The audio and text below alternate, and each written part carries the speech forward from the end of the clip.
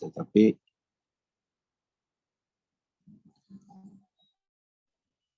ya, jadi walaupun gedungnya sederhana, tetapi prosesnya bisa dipelajari gitu kan ya, untuk memahami, bagaimana kalau melaksanakan, bangunan gedung bertingkat ya. Apakah bertingkat, yang standar, apakah untuk bangunan gedung bertingkat tinggi gitu kan ya. Nah, mengenai luasan atau area dari bangunan yang per lantainya itu, jadi naik per lantainya itu harus sesuai dengan perencanaan. Karena apa? Karena, eee, proyek itu kan dibatasi oleh waktu gitu kan ya.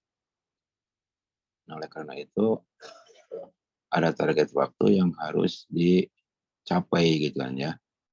Walaupun beda zonanya gitu kan ya, tetapi per lantainya itu harus, sesuai dengan target-target yang direncanakan ya. Oleh karena itu, mungkin bisa dilihat, filmnya gitu kan ya, bisa dilihat filmnya.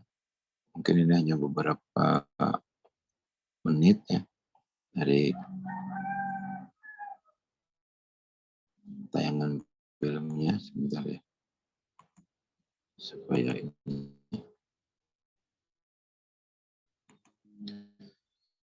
nah ini untuk lebih memperdalam ini ya, silakan aja di di di di di apa sih, dicari di Google ya, di YouTube untuk pembangunan gedung publik universitas. Belum kelihatan?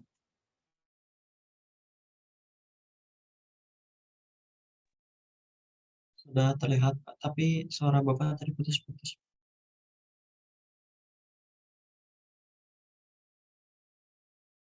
Enggak. Sudah kelihatan di layar monitor? Sudah, Pak.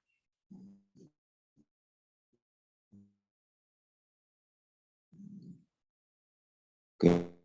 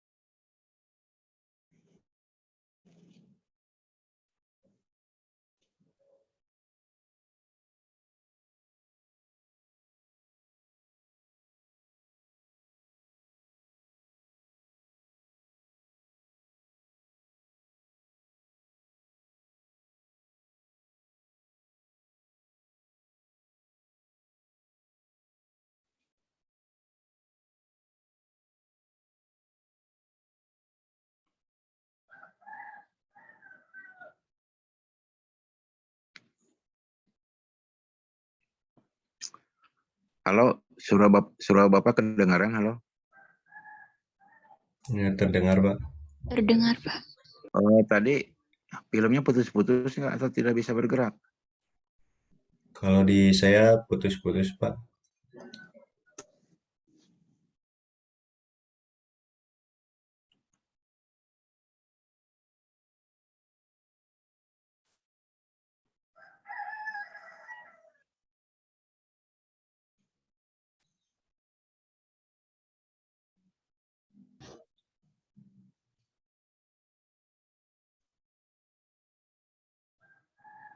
Bisa kelihatan gerakannya?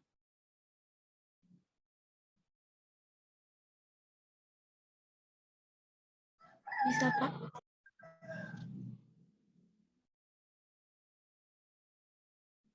Nah, nanti yang diperhatikan yang bagian depannya saja ya.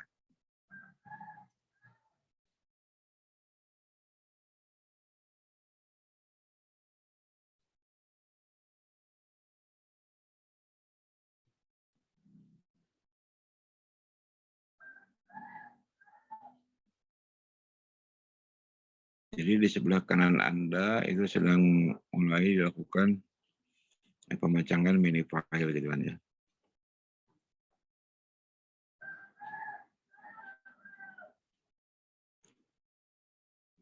Nah, itu dapat dikatakan metode pelaksanaan fondasi ini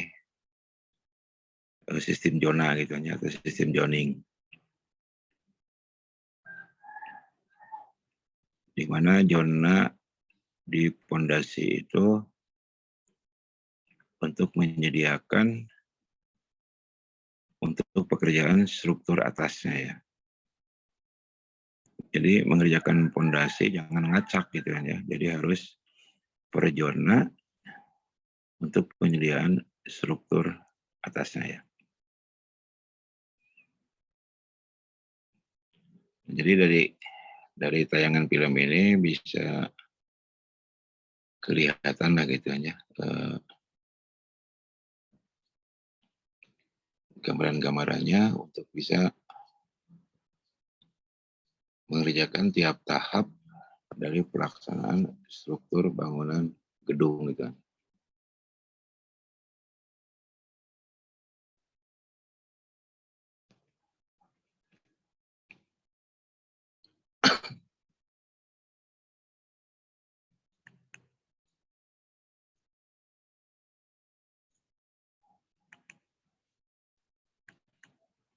Nah, ini kalau kita lihat di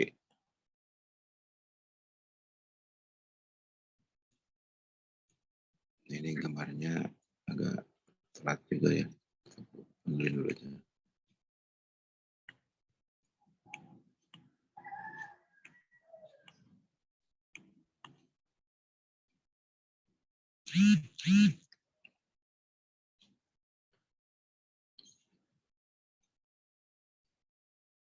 Oke, kalau kita lihat bahwa di ini kursornya kan kelihatan ya.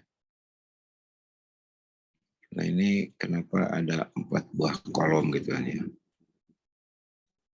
Nah, ini merupakan rancangan dari apa sih? Dari waktu siklus gitu kan ya. Jadi rancangan untuk waktu siklus bahwa kolom ini dirancang menyesuaikan dengan waktu siklus. Jadi kalau 2 mungkin tidak akan tercapai waktu siklusnya. Kalau 6 ya terlalu banyak. Jadi dirancang 4 buah ini untuk kolom yang berbentuk segi 4. Karena bagian depan ini mungkin bagian belakang ini bentuk cetakannya beda gitu kan. Yang depan itu berupa lingkarannya.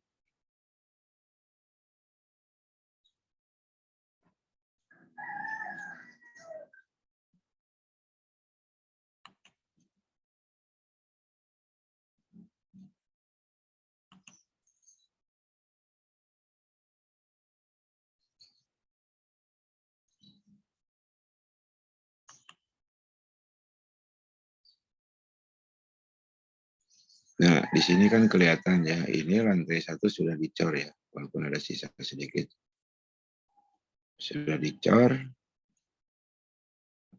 Di sini kolom sudah hampir selesai dikerjakannya, maka orang-orang yang mengerjakan kolom di zona 2 ya, di sebelah kiri Anda, itu kalau sudah selesai akan beralih ke yang di zona 1 gitu kan ya.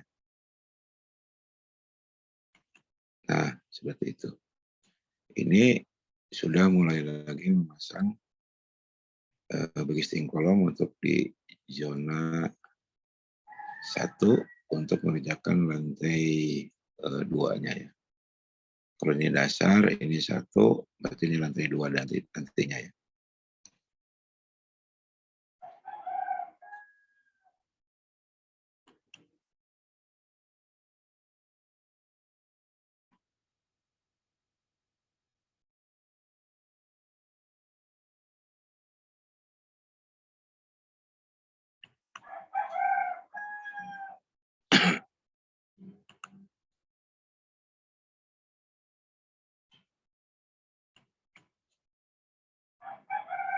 Nah, ini sudah ada jaring-jaring pengaman ya.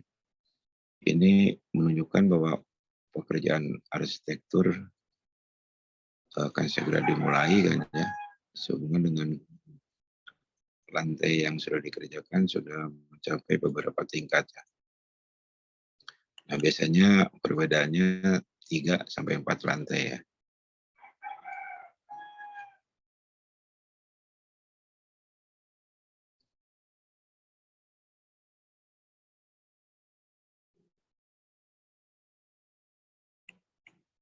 Nah, di sini kelihatan ini yang ada kursor ini menunjukkan bekisting ini dibongkar untuk dipindah ke lantai di atasnya ya.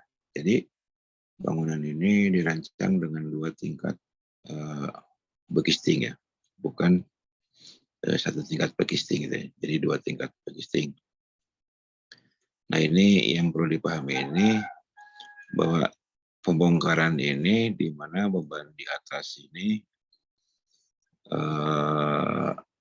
merupakan beban sebelum pelaksanaannya. Jadi artinya yang ada beban pekerja dan beban konstruksi acuan perancah gitu ya. Nanti berbeda lagi dengan beban saat pengecoran, di mana di lantai ini akan ada beban pengecorannya. Nah, biasanya beban pengecoran itu kalau dilakukan analisis, beban pengecorannya akan langsung ditumpu oleh lantai ini atau ditahan oleh lantai ini, yang bukan lantai yang ini ya, tapi lantai yang ini. Kemudian yang perlu dipahami metode pelaksanaan yang diterapkan di sini adalah non monolit ya. Jadi kolom dulu dicor, baru nanti balok dan plat lantainya menyusul ya. Jadi tidak menjadi satu kesatuan antara kolom, balok dan plat lantai dicor ya, tapi terpisah.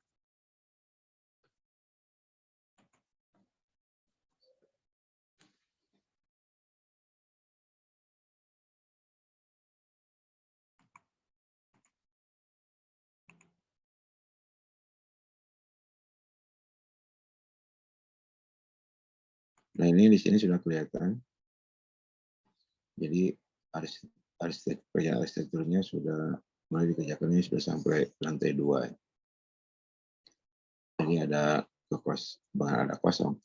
Jadi bagian ini sudah kosong, maka pekerjaan arsitektur termasuk ME sudah bisa mulai dikerjakan atau dilaksanakannya.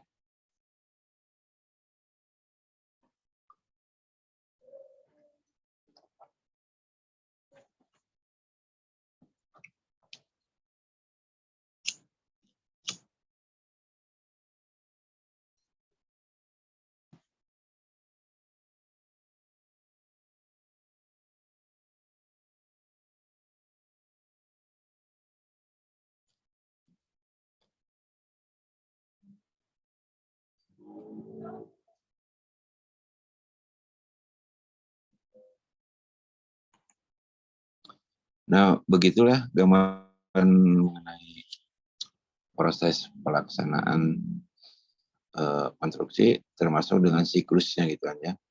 Siklusnya.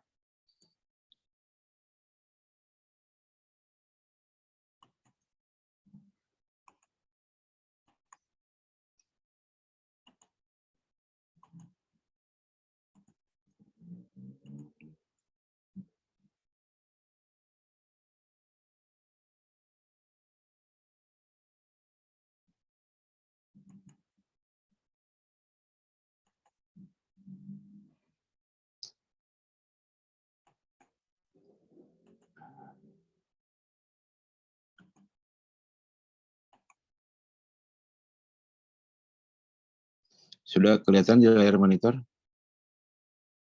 Sudah, Pak. Sudah, Pak. Nah, materi ini sebenarnya menceritakan proses yang tadi gitu ya. Proses yang tadi. Nah, di akhir materi ini ada tugasnya ya, 3 poin, tetapi yang poin pertama itu tidak dijadikan tugas untuk kelas RPL ini, tapi difokuskan kepada yang poin 2 dan poin 3. Nah itu eh, poin 3, poin 2 dan poin 3 diharapkan aplikasi dari metode pelaksananya itu tercermin gitu kan ya, tercermin di dalam tugasnya ya. Eh, Kalau di D3 ya, jadi ini kan merupakan bagian dari tugas D3 juga kan ya. Itu memang materi ini diberikan, tetapi di dalam menjawab poin 2 dan poin 3 itu masih banyak yang belum memahami tentang proses siklus konstruksinya, kemudian belum dipahami metode pelaksanaan yang diterapkan di proyek ini gitu ya. Nah, oleh karena itu tugas poin 2 dan poin 3 ini ya untuk bisa lebih jelasnya lagi silakan dicari di YouTube ya tentang video ini, bagaimana gambaran-gambaran dari proyek ini yang berkaitan dengan penerapan metode pelaksanaannya ya. Supaya apa? Supaya bisa dipahami proses-proses untuk melaksanakan proses siklus konstruksi gitu ya, termasuk dengan tahapan-tahapannya ya. Karena kalau hanya diamati biasa saja gitu kan ya, itu tidak mencerminkan nanti metode pelaksanaan yang sebenarnya ya. Jadi ya hanya sebatas gambaran bahwa di lantai ini sedang mengerjakan ini, di lantai ini sedang mengerjakan ini. Padahal bukan seperti itu gitu kan ya. Tapi ada proses tahapan-tahapan yang perlu dipahami dengan baik ya. Mari kita lihat satu persatu ya. Nah,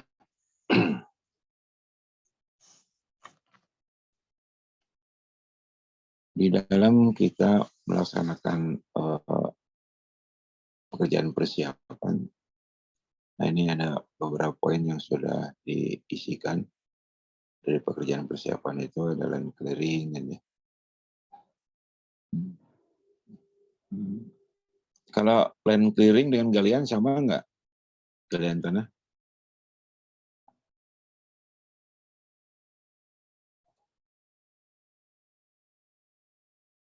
Halo? Land clearing dengan galian tanah sama nggak?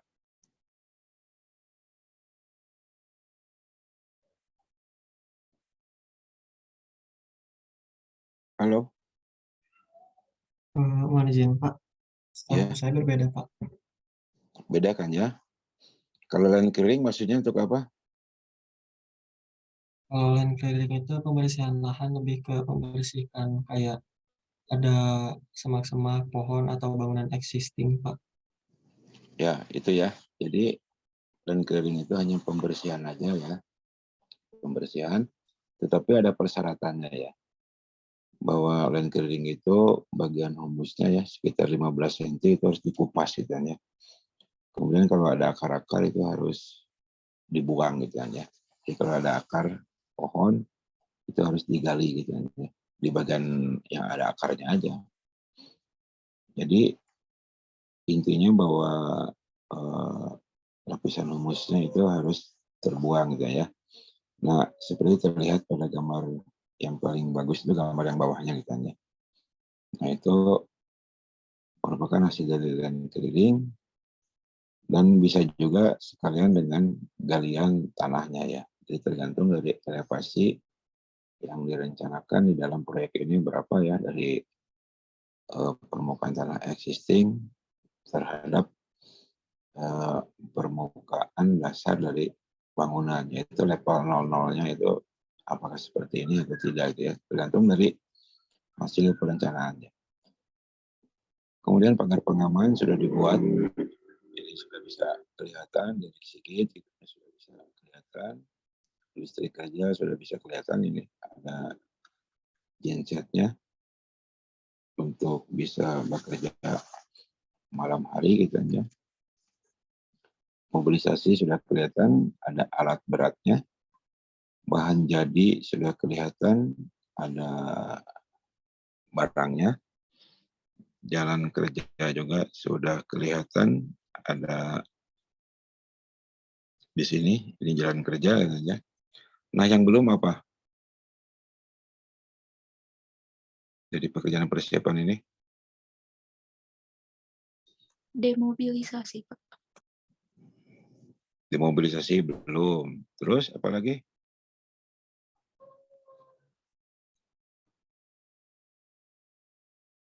Akhir kerja, Pak. Akhir kerja belum. Terus apa lagi?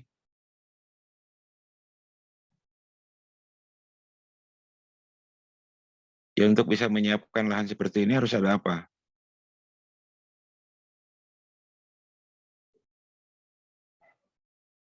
Termasuk bisa memagar ini harus ada apa? Ada pekerjaan apa? Pengukuran, Pak. Pengukuran gitu kan ya. Nah, jadi jangan dilupakan poin-poin utama karena itu ada di RAB-nya gitu kan ya. Nah, itu merupakan tahapan-tahapan yang harus dipersiapkan di awal ya. Makanya masuk kepada lingkup persiapannya.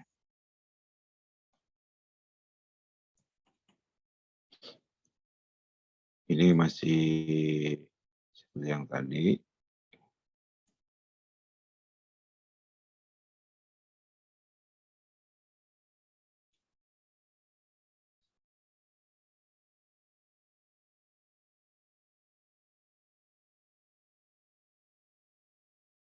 Jadi tiang pancangnya sekarang, tiang pancang berupa mini pelnya sudah banyak disiapkan ya di area yang kosong gitu ya. Kemudian alat pancangnya ya, jadi ke bagian belakang ya, untuk mulai pekerjaan yang bagian belakang dulu gitu. Nah, di sini yang perlu dipahami gitu ya, kenapa memulai pekerjaannya dari bagian belakang dulu gitu ya. Nah, itu harus bisa diterjemahkan ke dalam metode pelaksanaan gitu ya. Ini kan lahannya baru dikatakan lahan jadi gitu aja. Jadi bisa dari mana saja memulai pekerjaannya dan dilihat dari ketergantungannya ya. Nah, ini kenapa dimulai dari bagian belakang yang sebelah kiri gitu ya, di atas sebelah kiri. Karena itu tidak terkait dengan pekerjaan yang lainnya. Jadi untuk pondasi dalam hal ini pemancangan sudah bisa dilakukan di area tersebut gitu ya. Nah, apa yang terjadi di area sebelah kanannya dekat direksi gate ini?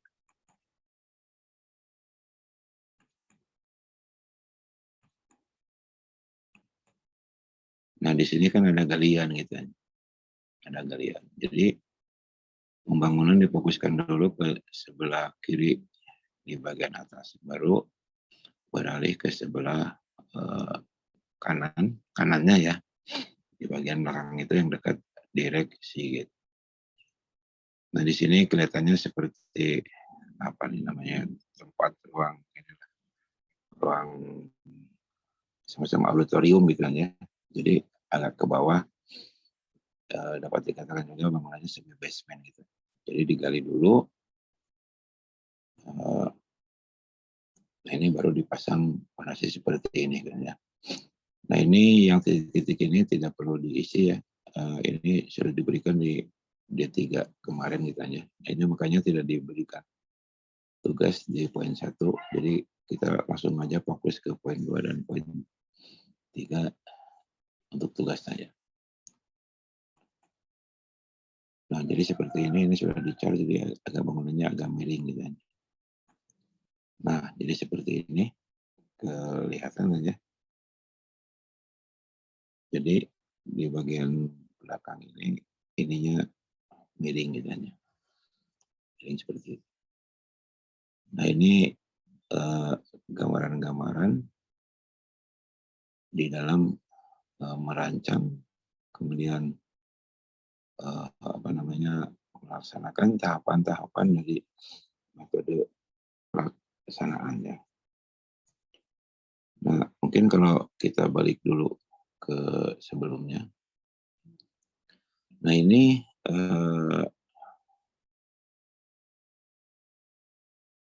lokasi untuk pemasangan tower crane ya. Ini sudah dipancang ini. Kalau dilihat slide sebelumnya sudah disiapkan pemancangannya. Kemudian yang ini sudah disiapkan untuk filenya ya, file capnya sudah disiapkan dan untuk pemasangan tower crane-nya. Nah, yang ini sudah mulai ada bagian-bagian dari tower crane-nya ya.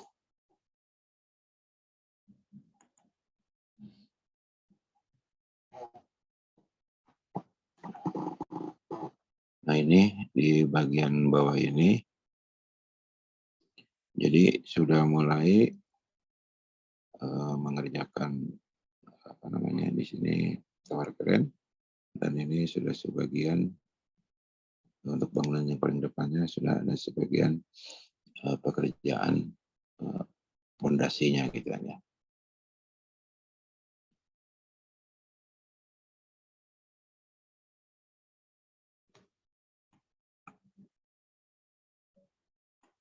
Nah, sementara yang di belakangnya terus berlanjut gitu kan ya, terus berlanjut.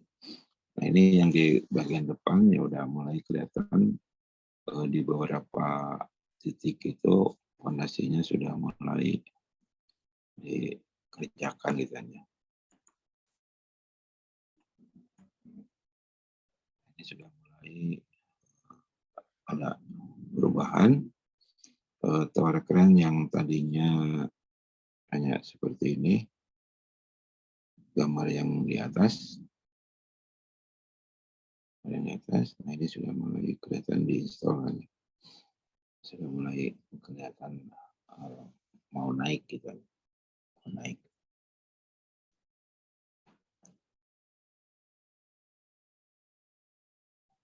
Karena kalau tower crane-nya kelewat, nanti struktur ini atau pelaksanaan struktur nanti akan jadi terhambat.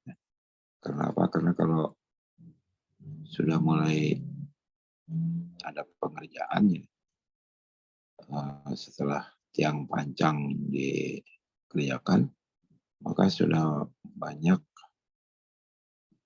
penggunaan dari tower crane gitu ya, yang mengangkut material gitu ya, mengangkut material.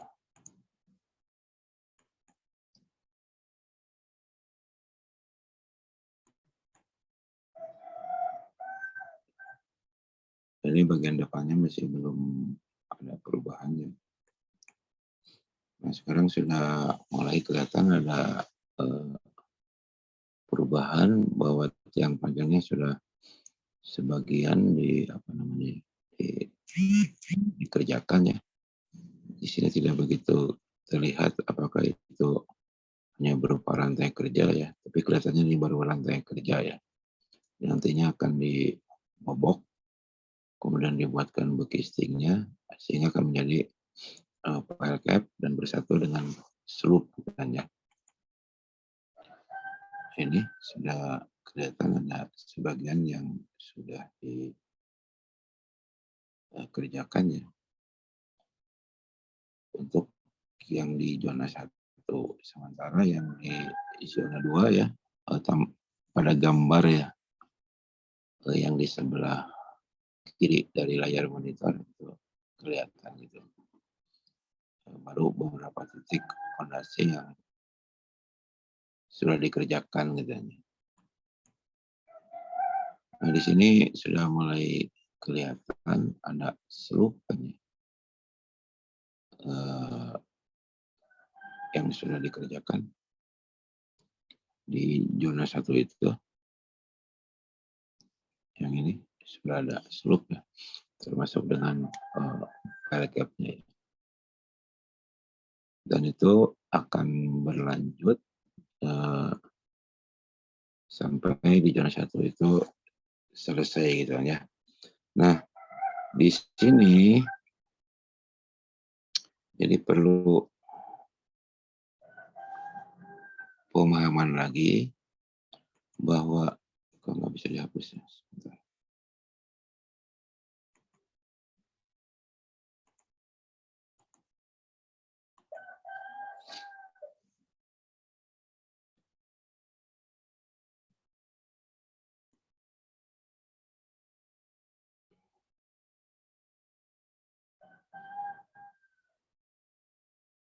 Nah, di sini perlu dipahami dengan baik gitu ya, mengenai volume pekerjaan.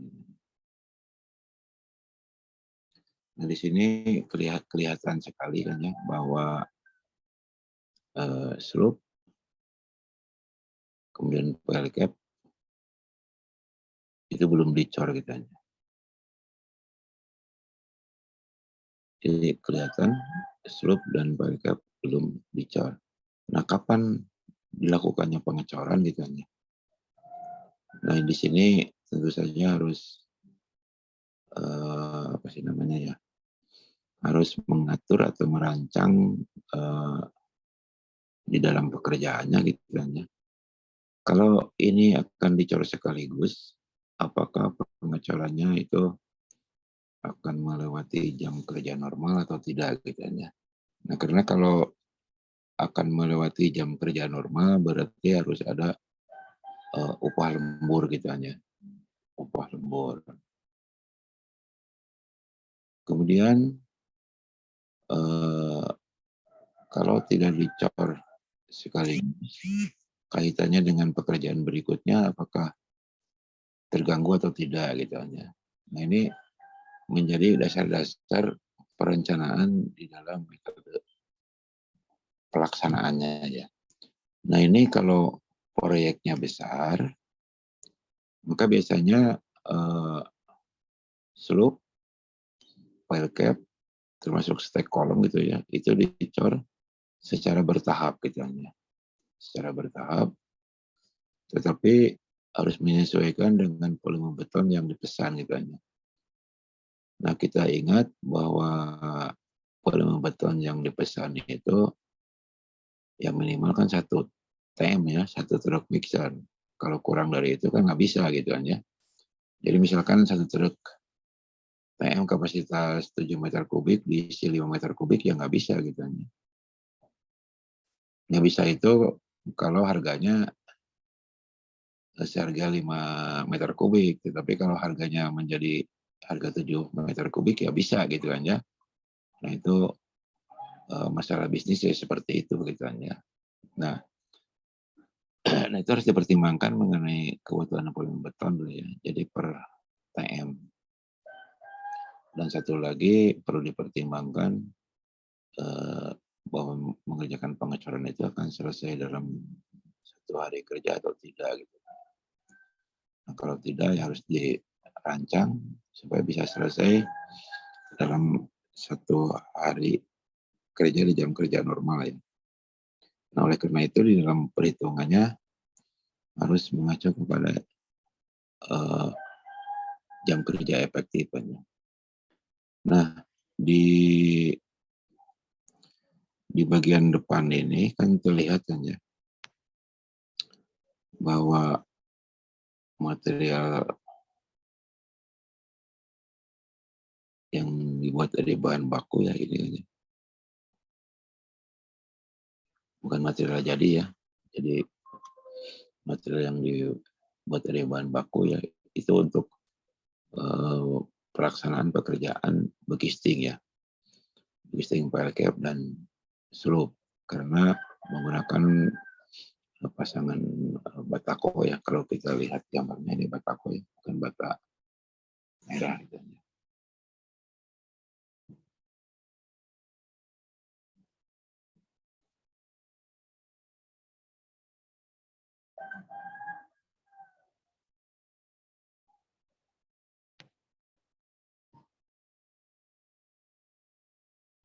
Bisa dihapus lagi.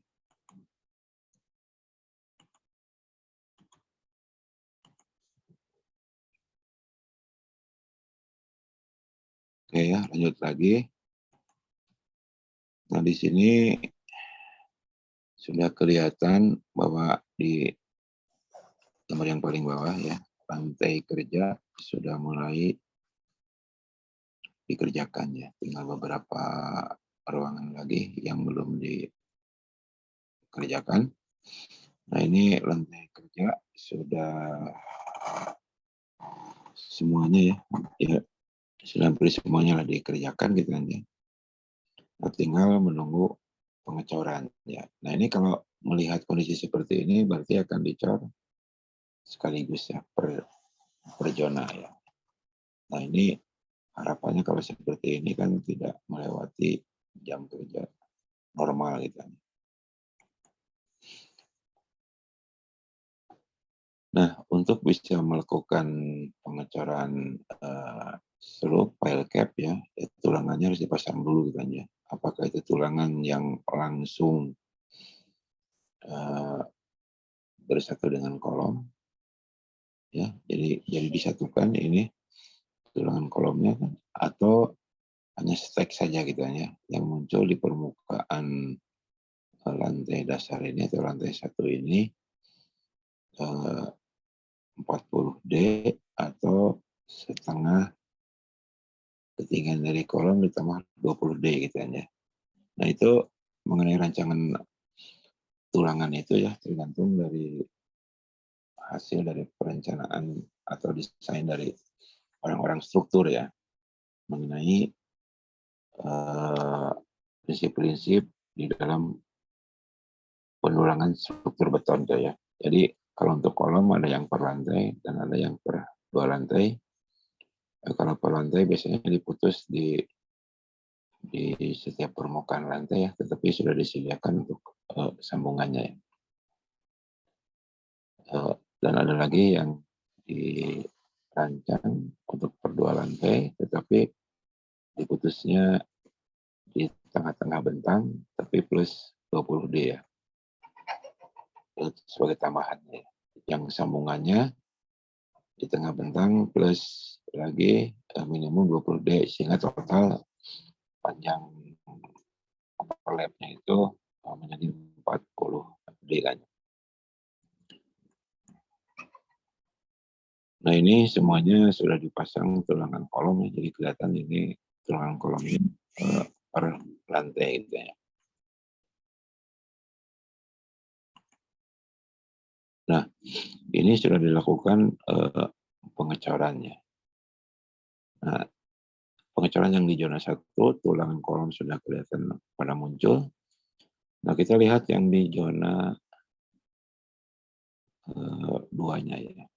Zona 2-nya baru sebatas persiapan pekerjaan slope kan ya. Dan sebagian lagi masih ada yang mengerjakan file cap-nya ya. File cap-nya yang ada di bagian depan di antara zona 1 dan zona 2 gitu ya. Nah, kita lihat lagi ke yang di bagian kanannya atau di zona 1. Nah, ini cetakan-cetakan sudah mulai disiapkan ya, karena akan mencetak kolomnya ya. Nah, di gambar-gambar ini tidak diperlihatkan ya, apakah pekerjaan tulangannya itu menggunakan metode fabrikasi atau merangkai langsung di lokasi pekerjaan itu ya. Ini tidak kelihatan gitu ya. Jadi di dalam filmnya itu tiba-tiba kelihatan sudah terpasang tulangannya ya. Nah, kalau kita melihat kepada metode pekerjaan tulangan, ya ingat aja ya, ada 2 metode gitu kan ya. Metode fabrikasi dan metode yang langsung dipasang di tempat kerja gitu kan ya. Jadi artinya setelah tulangan itu diukur, dipotong, kemudian dibentuk, eh, ya dibentuk itu artinya dibengkok gitu kan ya. Nah itu kalau metode fabrikasi itu langsung dirakit di sana gitu kan ya, dirakit di workshopnya. Tetapi kalau metodenya dirakit di lokasi pekerjaan, itu bagian-bagian tadi diangkut ke lapangannya. Nah, seperti tadi disampaikan di penjelasan film, nah ini ada beberapa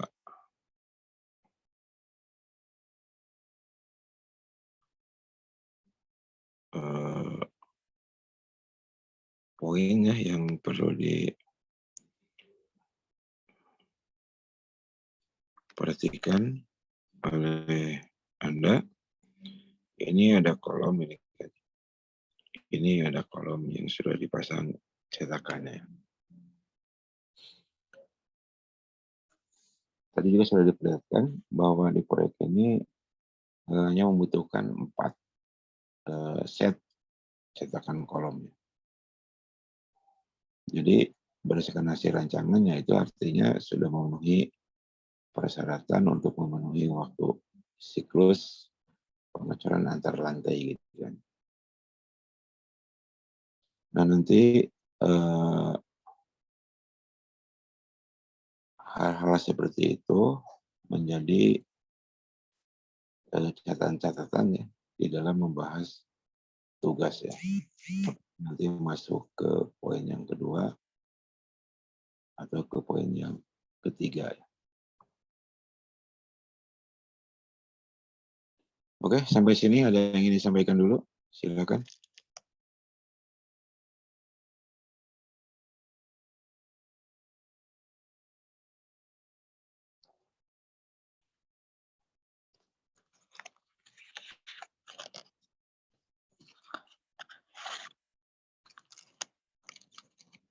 Ayo, silakan.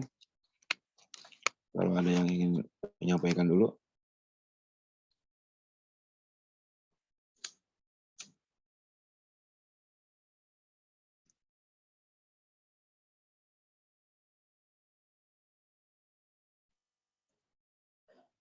Halo, silakan.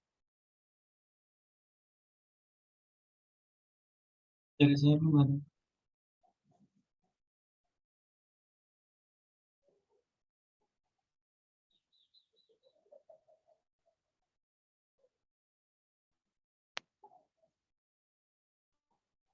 Kalau tidak ada, Bapak aja yang nanya ya.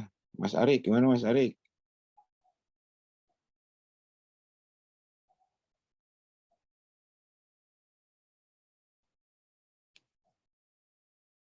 Halo, Mas Arik ada?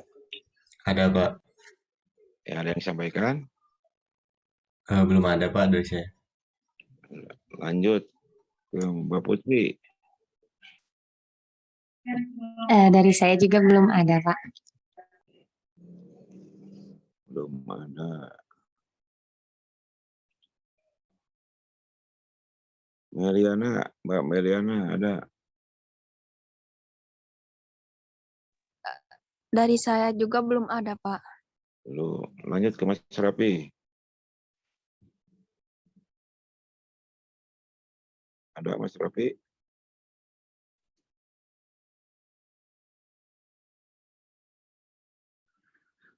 Ini kelihatannya di kantor ya.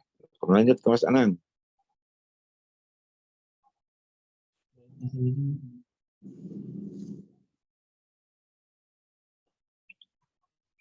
Halo Mas Anang. Dari saya sendiri belum ada. Satu lagi. Kedwiyanti atau Krisna.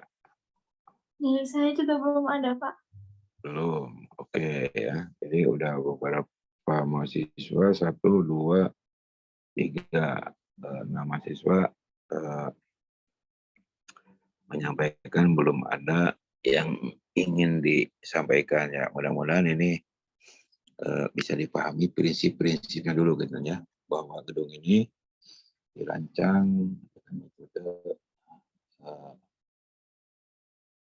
pelaksanaannya ya. Yang pertama adalah sistem zona itu.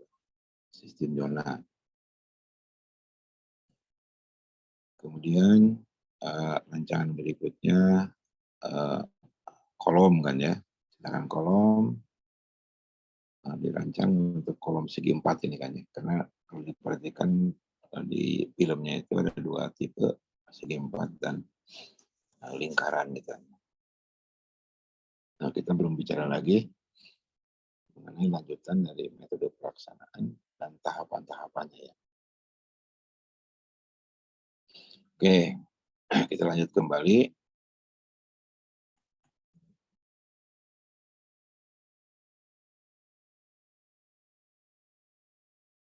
Nah, ini dari gambar yang di atas, kalau gambar yang bawahnya agak suram ya, tapi tidak jauh berbeda. Nah, kita lihat aja tampilan yang di bagian atas, gambarnya yang agak terang untuk bangunan yang depannya ya, zona 1 dan zona 2. Nah, itu di antara kolom ya. Di antara kolom itu sudah disiapkan scaffolding gitu kan ya. Karena di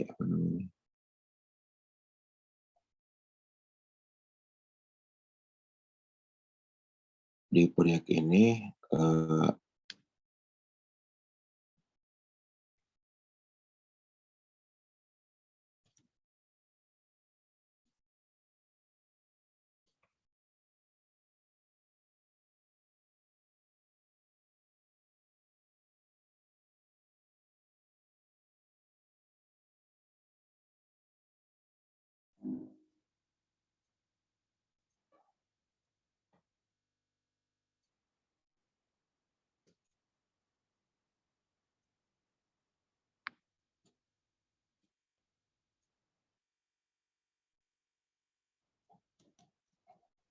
jadi kalau diperhatikan di gambar atas,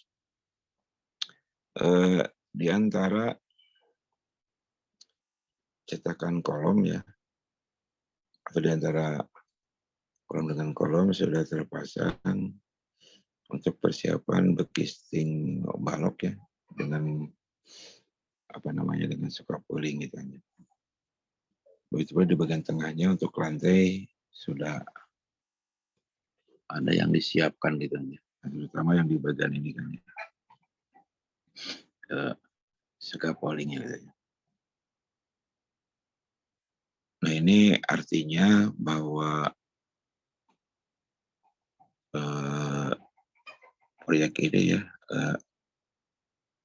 dirancang tidak saling menunggu gitu kan ya. Jadi artinya kalau di manajemen sekarang ya sudah menerapkan speed construction gitu kan ya. Tidak saling menunggu tetapi tidak saling mengganggu gitu kan ya. Antar pekerjaan gitu kan ya. Nah, pada umumnya bahwa penyiapan bekisting balok scaffolding-nya itu harus menunggu sampai bekisting kolomnya dibongkar. Tapi pada proyek ini tidak gitu kan ya. Nah, di sini kelihatan bahwa kolomnya, cetakan kolom yang ini kan sudah dibongkar.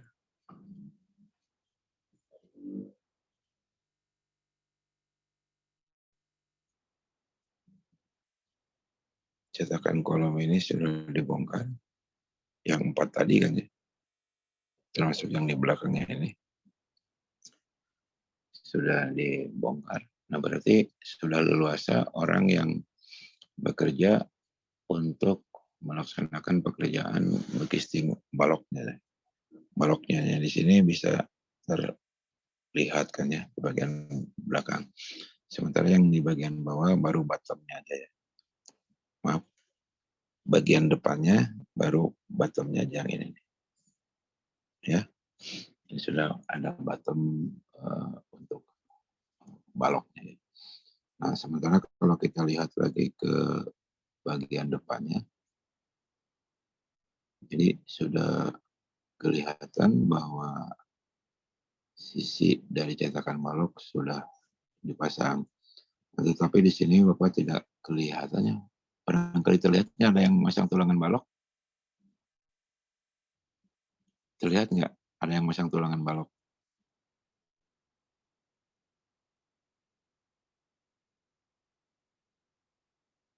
Kelihatan nggak Terlihat, Pak. Terlihat, Pak. tulangan baloknya sudah dipasang gitu?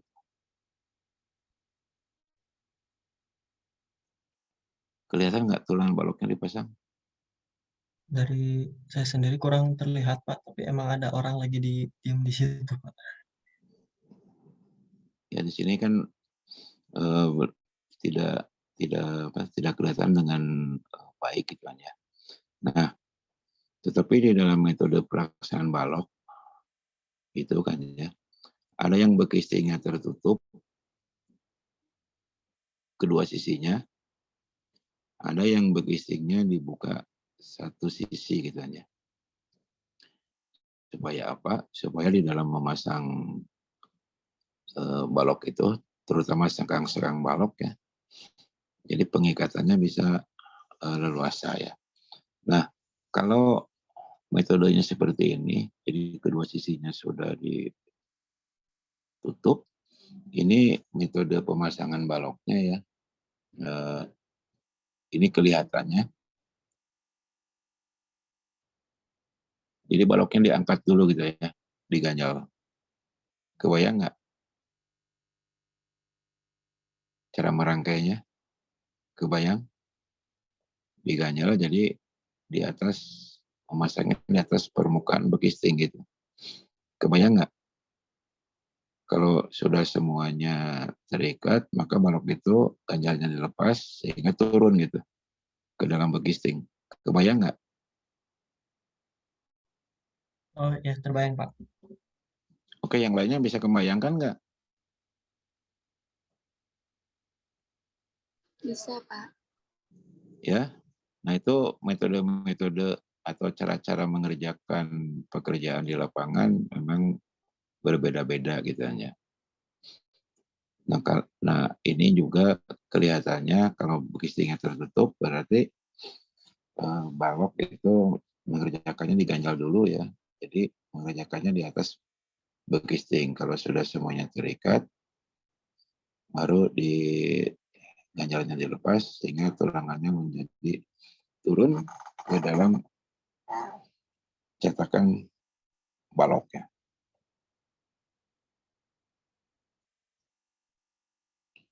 Ini nggak ada yang di screenshot ini.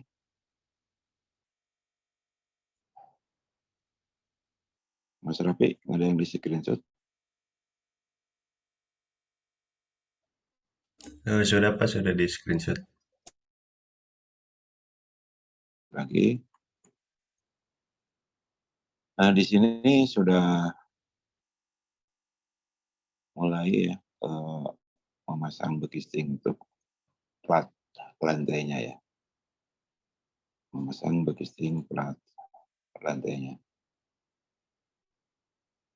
Tapi belum semuanya, baru sebagiannya.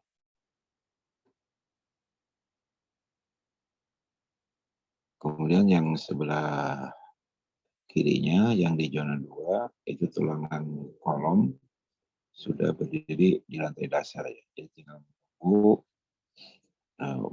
pengecorannya. Nanti ngecornya itu plat lantai, slope, dan precap dicor secara bersamaan ya. Ini juga belum banyak perubahan, tapi bagian dari cetakan lantai tinggal satu ruangan lagi yang bukan satu ruangan ya, jadi setengah dari satu ruangan ya. Karena ada balok anak ya di antara kolomnya. Nah ini sudah kelihatan bahwa di lantai atas itu sudah tertutup dengan begisting. Nah, sementara yang di zona 2 sudah dilakukan pengecoran. Sudah pengecoran itu pernah lihat dari gambar yang di bagian atas. Nah, sementara yang di gambar di bagian bawah, kolom yang di zona 2 ya di sebelah kiri sudah ada begistingnya. Sementara yang di zona 1 tulangan plat lantainya ini kelihatan menggunakan tulangan wireless. Dengan tulangan wirelessnya berupa lembaran ya. Lembaran dengan spek 2,4 kali 5 berapa ya kalikan 2,4 kalau tidak salah katanya. Jadi bukan berbentuk roll gitu ya.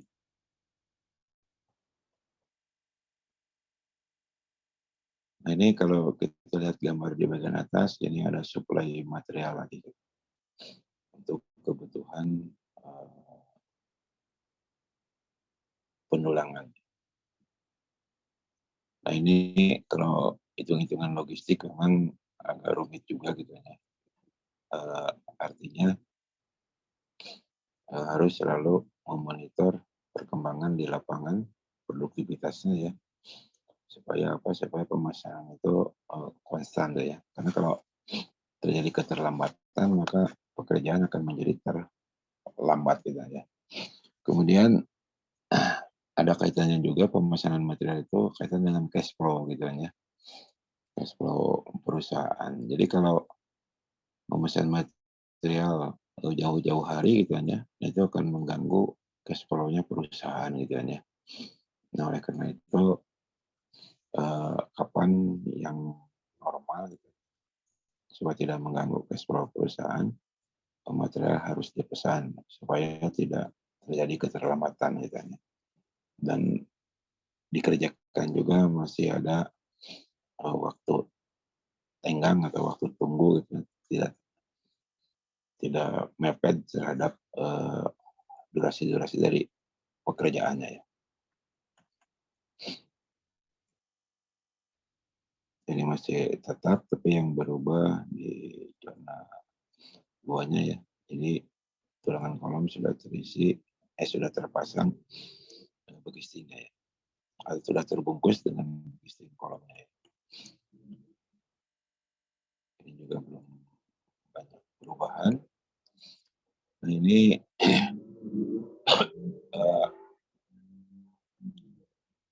lantai 1 ya atau lantai 2 di zona 1 ini sudah dicor sebagian. Jadi ada bagian yang belum dicor di bagian depannya itu. Nah, di sini tulangan kolom kan terlihat ya menonjol di permukaan plat lantai yang sudah dicor gitu ya. Nah, itu menunjukkan bahwa rancangan dari pekerjaan pembesian ini per lantai gitu ya, untuk lantai bawahnya. Nah ini untuk lantai atasnya, apakah per lantai atau per 2 lantai gitu ya. Nanti kita lihat slide-slide berikutnya ya.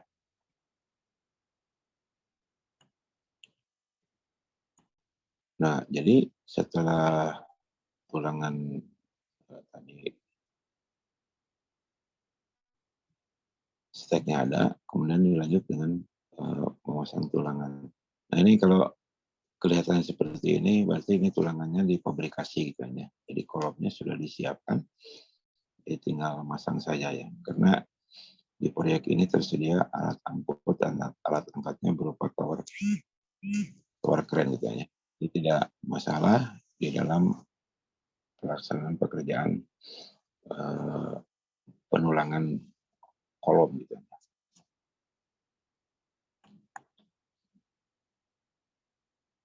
Nah ini sama prosesnya dengan yang lantai sebelumnya. Jadi setelah selesai mencetak kolom, dilanjut dengan mengerjakan bagisting untuk pekerjaan baloknya ya. Ini yang di zona 1. Sementara yang di zona 2 menyelesaikan untuk pekerjaan balok dan plat rantai, baik itu bagisting maupun tulangannya ya. Nah ini di zona 1 sudah kelihatan pekerjaan baloknya sudah hampir, bukan sudah hampir ya, sebagian sudah mulai terpasang dan akan dilanjutkan kepada pekerjaan plat lantainya ya. Nah ini zona 2, kalau di slide ini belum dicor, kalau yang ini sudah dicor ya.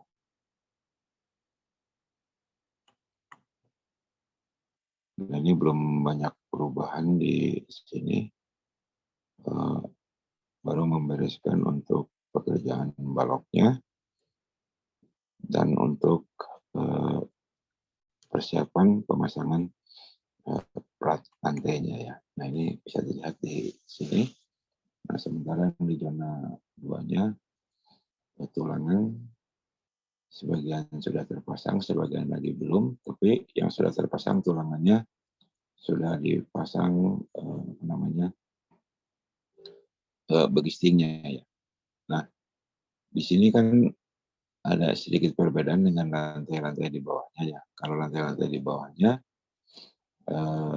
tulangan dulu semuanya dipasang, tetapi di lantai ini tidak.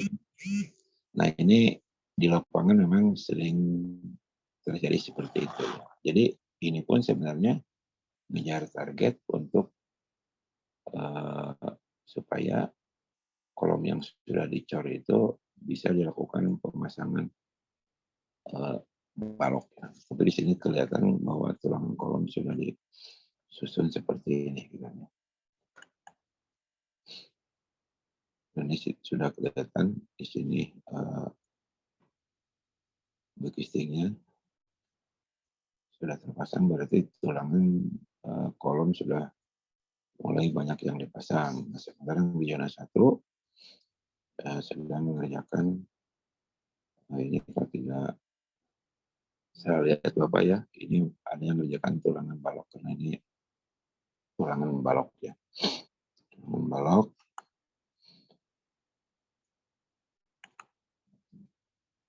Langsung dicor ya. Nah ini, jadi setelah tulangan balok ada tulangan plat rantai,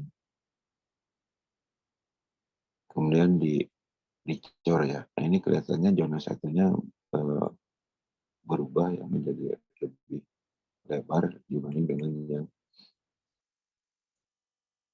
di awal ya. Tapi tetap dicornya seperti ini kan. Dicornya seperti ini.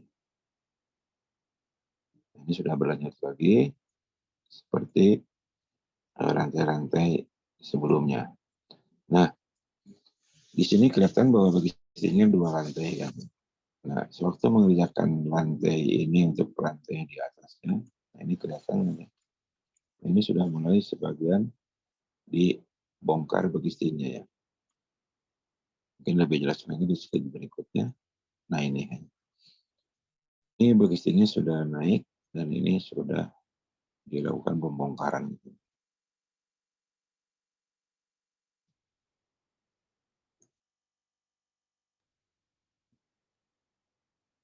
Lanjut lagi. Nah di sini bisa kelihatannya sangat jelas bahwa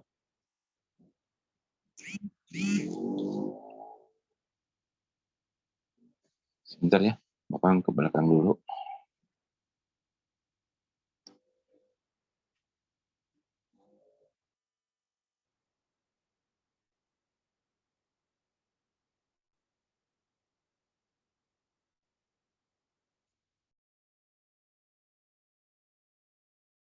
Ya. Nah ini kalau kita lihat di monitor ya, di slide ini bagistingnya 2 lantai gitu.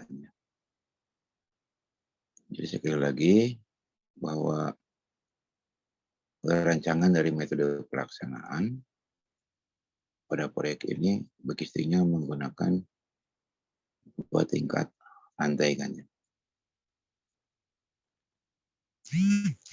Mungkin ada pertanyaan kenapa sih 2 tingkat rantai gitu kan ya. Nah,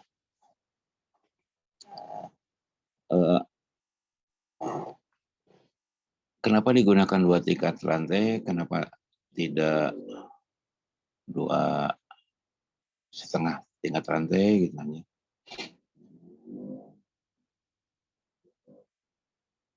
Kenapa tidak 3 tingkat rantai gitu. Jadi di dalam alokasi waktu yang disediakan gitu ya untuk pekerjaan struktur pada proyek ini dengan 2 tingkat rantai itu sudah memenuhi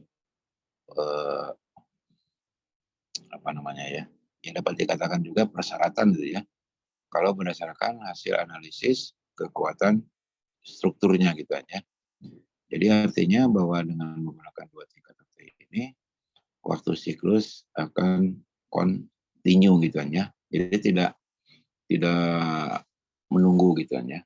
Tidak menunggu. Jadi sekali lagi dengan 2 tingkat backcasting ini jadi waktu siklusnya akan continue gitu kan ya.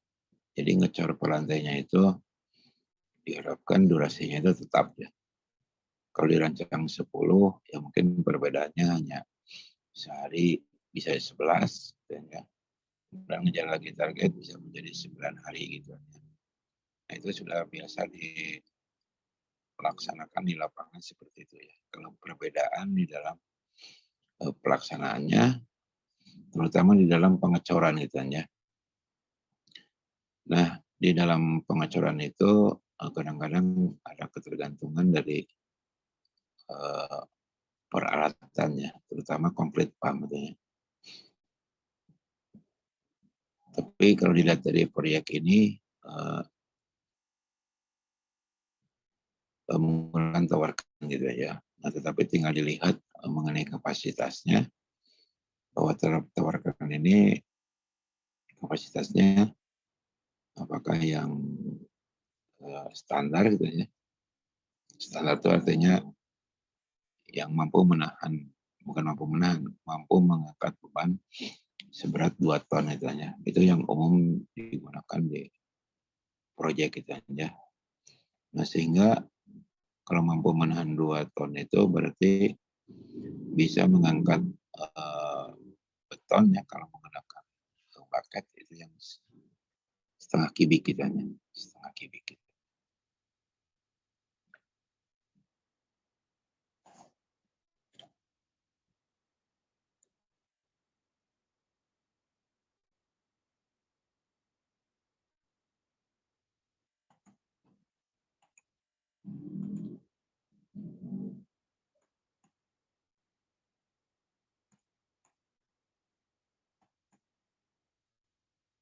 Nah, kemudian sudah dipasang backcasting-nya, kemudian dicor, dan ini akan berulang dengan proses-proses sebelumnya ya. Nah, yang perlu dipahami oleh kita ya di dalam menerapkan metode pelaksanaan itu, nanti akan terkait dengan waktu siklus ya. Coba perhatikan gambar yang di bagian bawah aja ya, yang agak kelihatan ininya, apa namanya,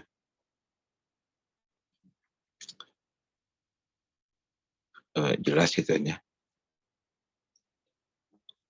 Di sini ada tumpukan-tumpukan barang seperti ini gitu ya. Jadi ada tumpukan-tumpukan barang seperti itu. Nah, biasanya dalam kondisi seperti ini kan ya, jadi ini sudah dirancang,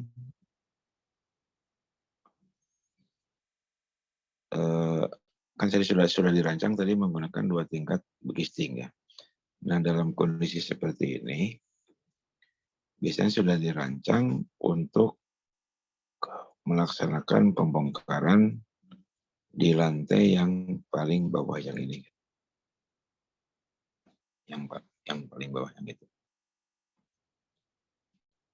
Nah, jadi sekali lagi mohon apa sih namanya ya, dipertimbangkan karena umumnya kondisi di proyek-proyek kita adalah seperti ini gitu ya.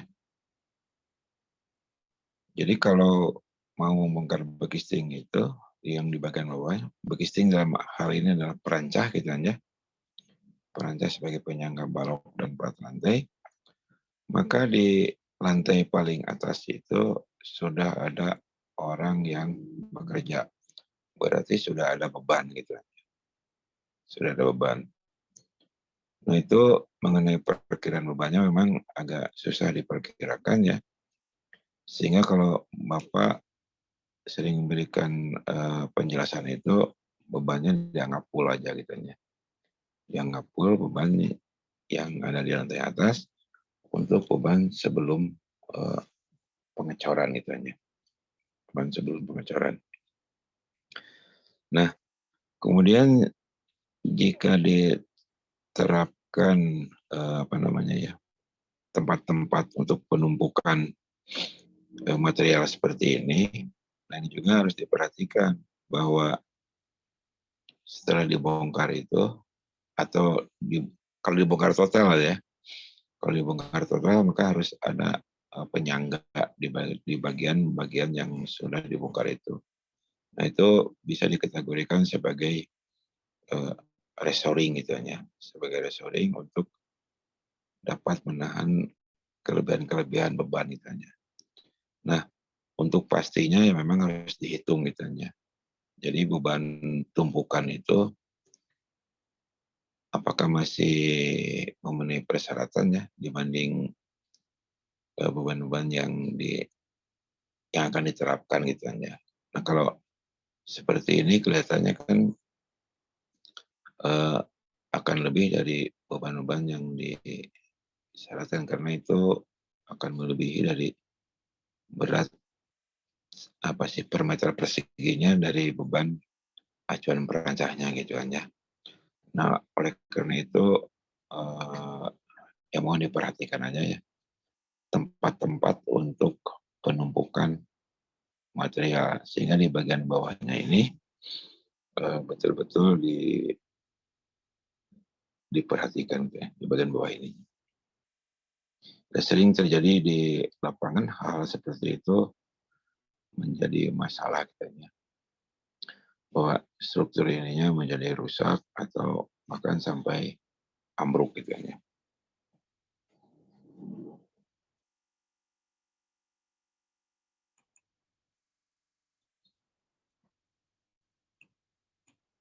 Nah, sekarang bisa terlihat gitu kan ya, dari tadi dari barusan yang disampaikan bahwa lantai ininya sekarang sudah kosong gitu. Sudah kosong. Karena apa? Karena bekistingnya dipindah ke lantai yang di sini gitu. Nah, ini merupakan siklus yang kedua ya. Jadi yang pertamanya adalah ini ke sini. Ini siklus yang keduanya ya. Jadi sudah ada 2 kali siklus dan itu akan berlanjut terus sampai setinggi tingkat lantai yang direncanakannya.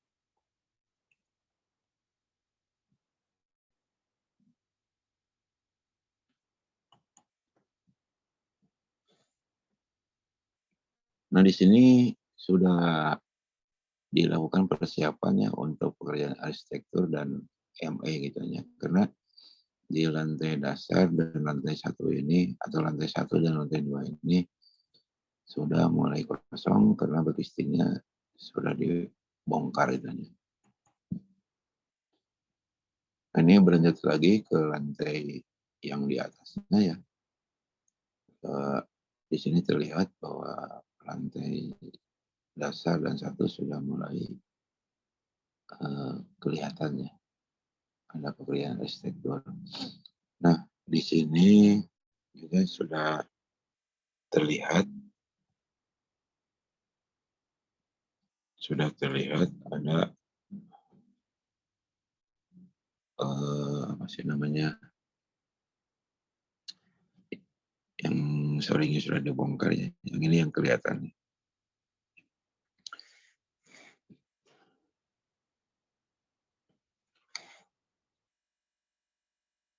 Itu kan ada penyangga-penyangga ya, restoring ya. Jadi itu tujuannya untuk mendukung beban-beban tambahannya.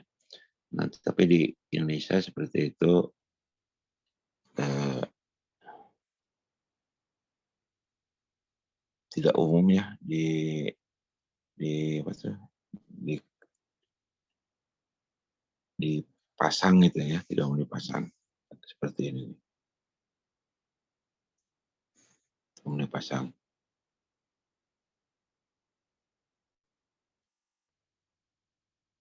Jadi yang umum dipasang di kita itu apakah menggunakan eh, dua setengah tingkat atau 3 tingkat gitu kan ya.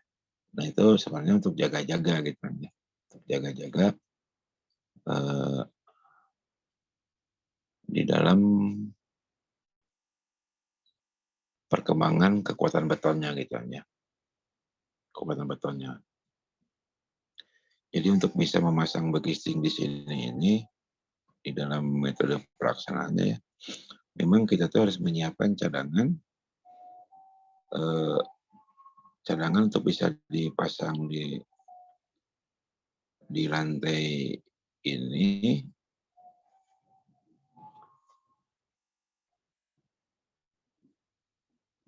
untuk bisa dipasang di lantai ini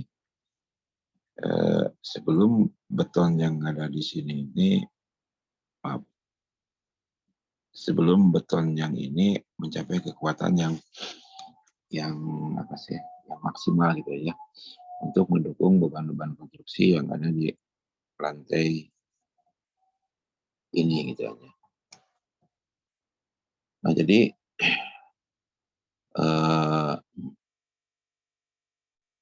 proses-proses tadi kan ya, jadi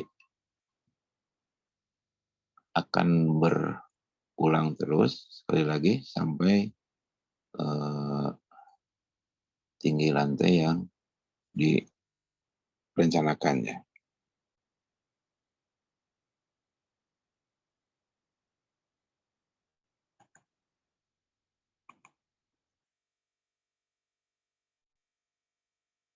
Jadi kelewatin sebentar.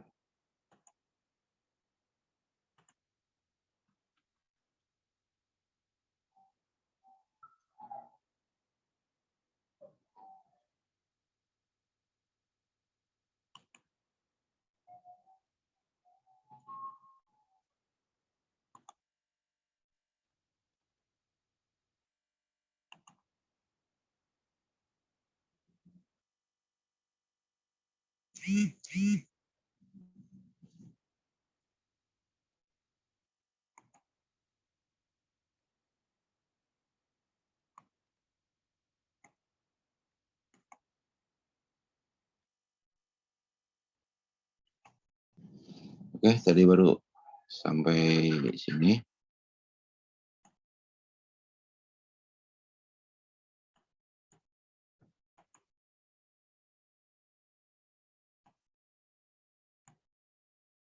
Nah, sampai sini ya. Jadi arsitektur sudah mulai dikerjakan. Kemudian tadi terlihat adanya sistem restoring ya. Tapi kita tidak umum dilakukannya, hanya jaga-jaga saja gitu kan ya. Tapi lebih cenderung kepada penggunaan jumlah tingkat bagistinya gitu ya. Nah ini sudah mulai kelihatan apa namanya, pekerjaan arsitekturnya ya. Nah ini kelihatannya sudah mencapai level yang paling tingginya atau tingkat rantai yang paling tingginya ya.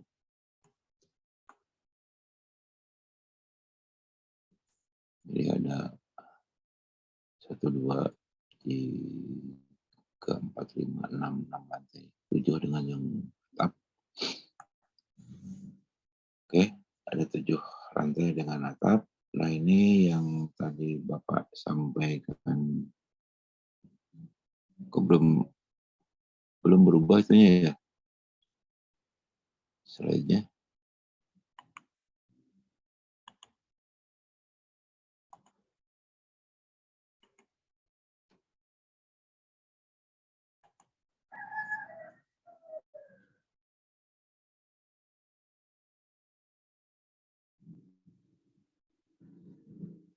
Nah, kita ulangi sedikit ya bahwa ini lantai 7 itu dengan atapnya ya.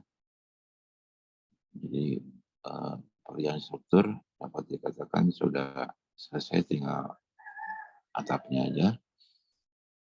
Dan sekarang yang dikerjakan adalah pekerjaan arsitektur termasuk dengan ME-nya ya.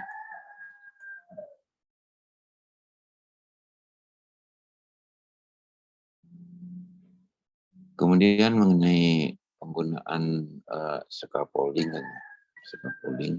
seperti pernah Bapak sampaikan juga gitu ya. Scaffolding itu karena daya dukungnya cukup kuat ya, jadi sering digunakan untuk pelaksanaan pekerjaan struktur beton gitu ya. Jadi sebagai perancahnya gitu ya. Nah sebenarnya scaffolding itu diperuntukkan untuk alat bantu kerja aja, gitu. Alat bantu kerja. Nah di sini seperti terlihat pada layar monitornya, ini depan bangunan itu tertutup oleh scaffolding. Jadi untuk mengerjakan pekerjaan non struktur ya sebenarnya ini. Non struktur jatuh pekerjaan arsitektur. Nah karena cukup kuat di dalam mendukung beban, sering juga digunakan untuk sebagai shoring gitu ya. Nah sebenarnya di dalam pekerjaan struktur beton itu untuk menyangga beban balok dan beban plat lantai itu sudah banyak ya peralatan pembuknya, bisa menggunakan peri up gitu ya, atau bisa juga menggunakan PCH gitu ya. Jadi sudah cukup banyak ya. Nah, mungkin bagi Anda yang apa sih namanya ya, yang sering mengamati proyek gitu ya, ya pasti sistem shoringnya berbeda-beda gitu. Tergantung proyeknya, tergantung kebiasaan lingkungan proyek gitu ya, terutama Pimpronya paling dekat itu dalam arti ya gampang ininya, gampang menggunakan sistem materialnya gitu kan ya, sistem materialnya. Apakah akan menggunakan scaffolding, apakah menggunakan PCH atau menggunakan peri up gitu kan ya. Tapi kadang-kadang di beberapa proyek ya sudah melarang penggunaan scaffolding gitu kan ya. Nah itu yang apa namanya ya, yang bisa Bapak sampaikan untuk memberikan gambaran misalnya, di dalam pelaksanaan struktur bangunan gedung bertingkat. Jadi ini materi ini sebenarnya untuk menggambarkan dulu gitu ya, bagaimana proses konstruksi, kemudian bagaimana proses siklus konstruksi gitu ya. Nah kira-kira gambarannya seperti itu. Kemudian seperti tadi disampaikan di awal bahwa tugasnya ini tugasnya perorangan. Jadi tugas yang pertama itu jelaskan metode pelaksanaan bangunan tersebut. Gitu. Nah, tadi sudah sudah disampaikan di awal bahwa bagian-bagiannya ya bangunan ini dirancang dengan menggunakan sistem zona ya. Ada 2 zona. Kemudian untuk siklusnya dirancang dengan menggunakan 2 tingkat logistiknya. Nah itu beberapa poin utamanya di dalam menjawab untuk metode pelaksanaannya. Metode pelaksanaan. Nah, kemudian untuk tahapan dari metode pelaksanaan konstruksi bangunan gedung tersebut ya, metode pelaksanaan konstruksi bangunan. Nah, tadi digambarkan tahapannya harus seperti apa gitu kan. Tahapannya seperti apa? Tadi dari beberapa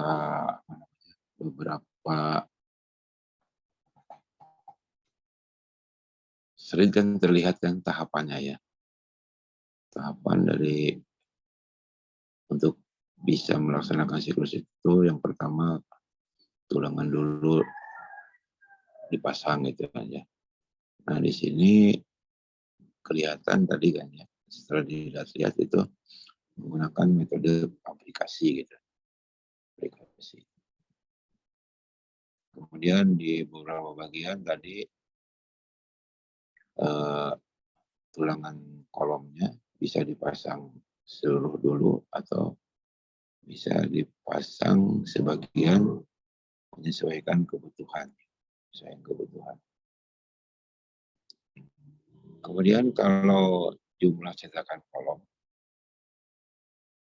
ya, jumlah cetakan kolom segi 4, itu masuknya ke metode pelaksanaan di poin 2 atau ke tahapan?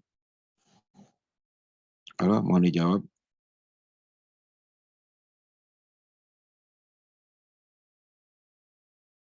Lanjut ke Dinar.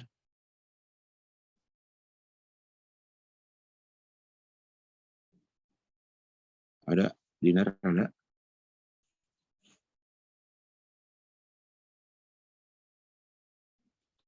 Ya ada Pak. Ya, mau dijawab.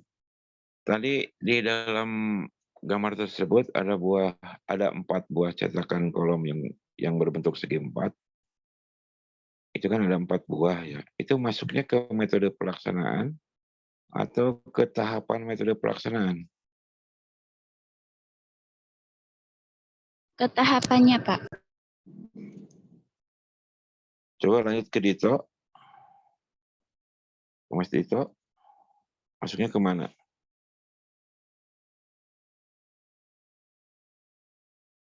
Ada, Mas Dito? Kalau tidak ada, lanjut ke Nabila.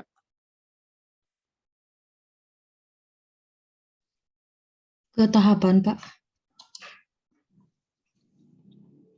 Mas Dito chatting apa ya? Oh, mic-nya rusak. Oke. Nabila ke tahapan. Manida? Kemana? Metode Pak. Manida ke metode. Lanjut ke Nisa.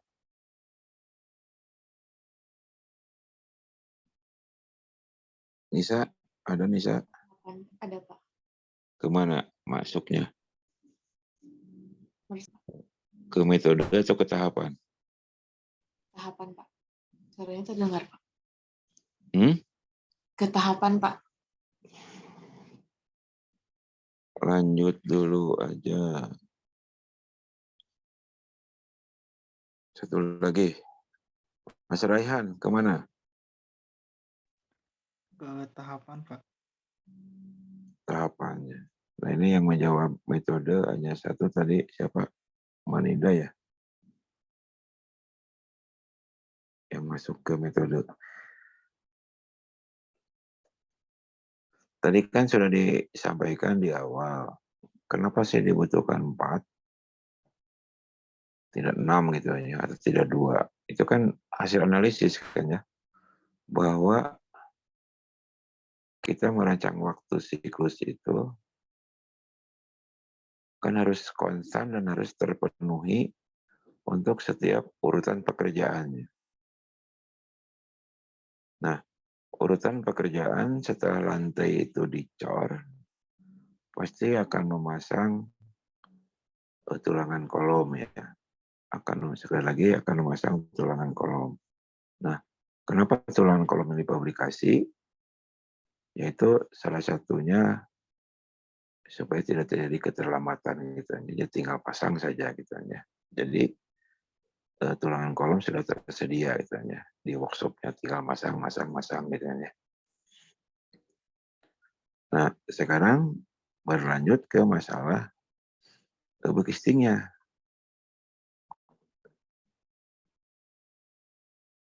Nah, kalau 2, itu kan nanti akan menjadi masalah kepada perhitungan siklusnya gitu kan ya. Artinya tidak mencukupi, bahwa jumlah 2 itu tidak mencukupi. Kemudian dihitung 6 gitu kan ya. 6 set cetakan kolom. Nah, ternyata setelah cetakan kolomnya dicor, hari berikutnya banyak yang pekerjaannya nganggur gitu kan ya. Karena apa? Karena banyak kolom yang sudah selesai dikerjakan gitu kan ya. Nah, dicoba lagi dihitung 4 gitu kan ya. Nah, dengan 4 itu adalah untuk menyesuaikan kebutuhan waktu siklusnya gitu kan ya. Waktu siklus dan pemerataan sumber dayanya gitu kan ya. Jadi artinya kalau jumlahnya kurang dari 4, itu udah otomatis ya akan mempengaruhi kecepatan waktu siklus. Jadi artinya akan terjadi keterlambatan. Kalau dibuatnya 6 set, cetakan kolomnya, jelas nantinya akan banyak tenaga kerja yang nganggur. Karena settingan waktu siklusnya sudah dirancang untuk sekian hari gitu kan ya. Nah, sehingga dengan 4 itu sudah cukup gitu kan ya. Nah, hal-hal seperti itu kalau kita merancang atau melakukan analisis-analisis, itu masuknya ke dalam metode ya, bukan ke tahapannya. Kira-kira bisa dipahami? Insya Allah. Halo? Bisa, Pak. Bisa, Pak. Nah, jadi di sini harus udah mulailah bisa membedakan gitu ya. Kalau ada analisis-analisis itu masuknya ke dalam metode gitu ya. Metode pelaksanaan. Jadi intinya implementasi ya.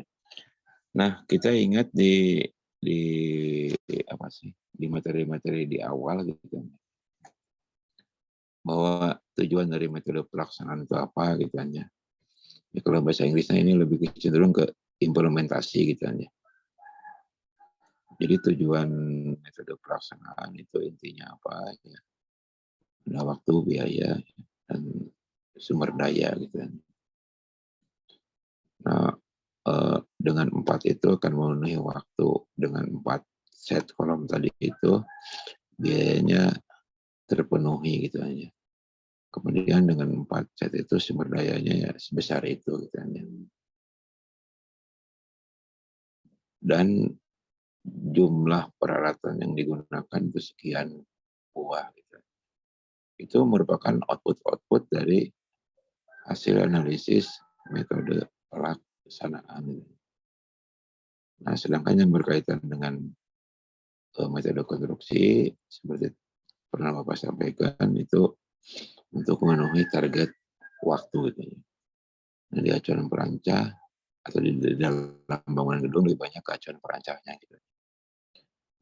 Ke sistem-sistemnya gitu ya. Jadi kecuali kalau menggunakan metode top down ya seperti pernah Bapak sampaikan itu kalau metode top down-nya hasil galiannya ya di angkutnya itu menggunakan lantai yang sudah dikerjakan itu jelas akan berkaitan dengan metode konstruksi gitu ya. Jadi balok dan plat lantai pada bagian itu ya harus dirancang kuat untuk proses pelaksanaannya ya. Tetapi setelah selesai pelaksanaan, ya balok dan lantai di jalur-jalur tersebut akan menjadi kuat gitu ya, karena bebannya tentu saja akan berbeda ya, beban desain dengan beban pelaksanaan gitu ya. Jadi lebih besar beban pelaksanaannya ya. Nah, kalau kita melihat tahapan-tahapannya, tadi juga sudah banyak disampaikan gitu ya. Jadi habis ini atau setelah kerjaan ini, apalagi yang harus dikerjakan di metode pelaksanaan. Tadi sudah disampaikan ya, bahwa untuk bisa melaksanakan pekerjaan balok gitu kan ya, umumnya kan harus bebas dulu cetakan kolomnya dibongkar gitu ya. Tetapi kan sudah disiapkan gitu ya. Sudah disiapkan. Nah, supaya tidak menjadi keliru nantinya ini, jadi harus dibarengin dengan gambar-gambar yang ada di slide ini, atau gambar-gambar bisa diambilkan juga nanti bisa apa sih namanya, di-cut dan di-sip ya dari film tersebut. Ini menunjukkan ini sebagai tahapannya, metodenya kan bisa kelihatan kan ya. Kalau dilihat dari awal dulu ya.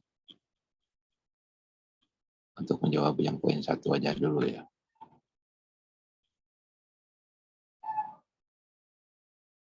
Nah, boleh mulai dari sini. Ya, ini kan belum kelihatan ya. Mana yang bisa kelihatan. Nah, bisa mulai gambar yang ini.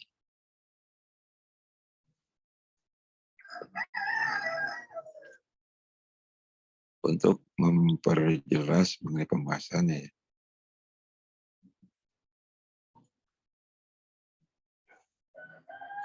Jadi pembahasannya bisa dimulai dengan gambar ini.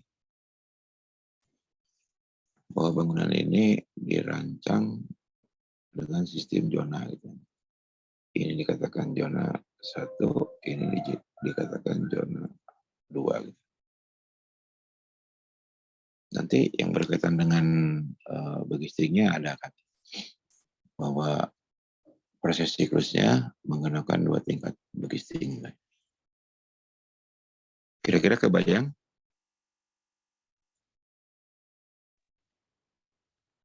Halo? Ya, Pak, mohon izin Pak, apakah boleh diulang Pak? Tadi saya kurang jelas. Gimana? Apakah boleh diulangi Pak? Tadi saya kurang jelas Pak. Ini Mas Anang ini. Iya Pak. Jadi gini Mas Anang, untuk menjawab yang poin 1 ya, salah satu contohnya dari slide ini gitu aja. Jadi nanti di dalam mengerjakan tugasnya dibarengin dengan gambar-gambarnya gitu aja. Bahwa proyek ini dirancang menggunakan sistem zona, yaitu ada 2, zona 1 dan zona 2. Jadi seperti ini. Bisa kebayang? Bisa terdengar suara Bapak? Halo? Bisa Pak. Oke, jadi seperti itu. Kemudian berlanjut lagi ke ke rancangan waktu siklusnya gitu kan ya. Bahwa proyek ini menggunakan 2 tingkat bagisting gitu aja. Ada gambarnya gitu. Terus tadi yang jadi pertanyaan itu ada gambarnya, ditunjukin aja. Supaya apa? Supaya ya setidak-tidaknya bisa dipahami mengenai proses pelaksanaan struktur bangunan gedung itu. Oke, ada lagi?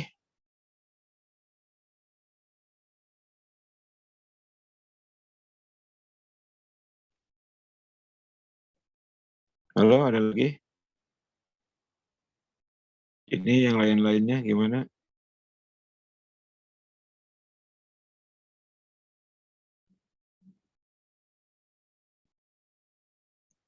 Apakah ada yang ingin disampaikan nggak? Dari saya nggak ada. Ada. Mas Yuda, ada yang ingin disampaikan? Belum ada, Pak. Mbak Selsa, ada? Pak izin bertanya Pak. Ya, Mas Salman gimana?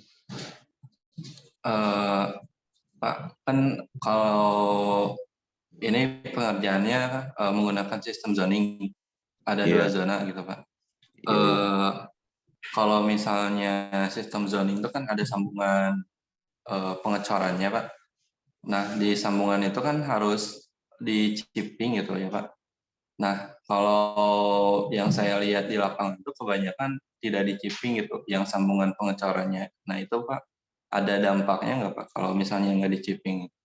Sebentar, ini tadi putus. Jadi diulangi nggak? Sistem zonanya putus. Sekarang ada nggak Pak suaranya? Ada ya. Sok lanjut dulu. Gimana? Ya Pak, jadi setahu saya gitu Pak, kalau misalnya pengecoran tuh, kalau sistem zona tuh ujung dari pengecorannya harus di-chipping. Nah, kalau misalnya yang saya lihat di lapangan tuh kebanyakan tidak di-chipping pada sambungan pengecorannya. Nah itu Pak ada dampaknya nggak Pak kalau misalnya tidak di-chipping? Oh iya, ya. Itu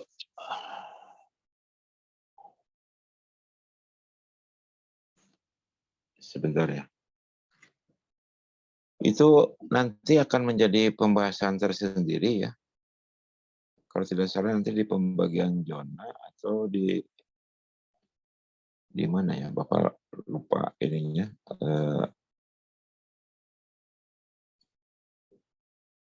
Memberikan materi-materinya, tapi itu nanti akan jadi pembahasan tersendiri berkaitan dengan structure-nya gitu ya.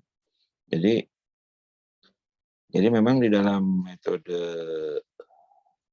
zona gitu ya, metode zona bahwa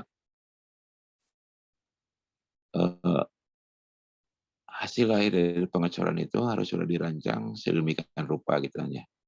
Bahkan ada beberapa yang mensyaratkan bahwa hasil dari perencanaan itu harus diberi semacam RAM gitu ya. Nah, tetapi di dalam beberapa proyek ada juga yang tidak melaksanakan gitu ya. Kemudian di dalam persyaratan itu sebenarnya pemberian pengecorannya baik di plat maupun di balok itu harus miring kan ya, harus miring. Tapi kadang-kadang ada juga yang dibuat tegak lurus. Tapi alangkah baiknya ya dibuat lurus gitu aja. Dibuat miring gitu aja. Dibuat miring. Kemudian nanti akan berkaitan juga dengan istilah beton lama dengan beton baru gitu ya. Nah, berkaitan dengan tadi yang ditanyakan, jadi sebelum dilakukan dengan pengecoran beton baru, maka permukaan beton lama itu harus dibersihkan. Artinya dibersihkan di sini bukan hanya sekedar membersihkan kotoran, tetapi barangkali ada agregat-agregat kasar yang hanya menempel saja gitu ya. Nah, jadi artinya harus dikasarkan gitu ya. Harus dikasarkan terlebih dahulu, jadi adukan-adukan yang hanya bersifat menempel saja itu harus dibuang. Jadi istilah lapangannya ya diciping gitu kan ya. Nah mungkin untuk sementara itu Mas Salman ya, memang harus diciping.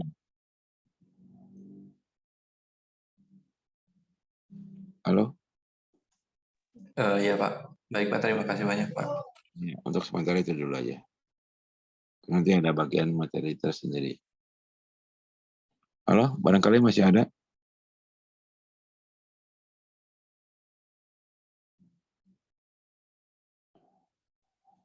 Halo, ini yang lainnya gimana? Apakah Ada yang ingin disampaikan lagi atau tidak ada? Dari Dari saya saya cukup, Pak. Dari saya cukup, Pak. Oke ya, sekarang sudah jam 5:30 kan ya. Nah, jadi kalau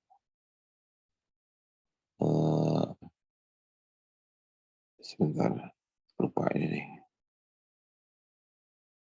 Mas Arik, mohon di-share aja itu absennya ya. Ya Pak, saya kirim. Ya. Nah, jadi yang hadir yang di Zoom ini ya, bukan yang hadir. Yang mengambil mata kuliah ini berarti yang hadir di Zoom ini ya. Betul kan ya? Ya Pak, sudah saya kirim Pak untuk absensinya. Udah di checklist ya. Ya, oke, terima kasih. Baik, kalau tidak ada lagi yang ingin disampaikan, jadi terima kasih atas perhatiannya. Kita akhiri pertemuan hari ini sampai di sini. Semoga kita semua selalu diberi kesehatan. Amin.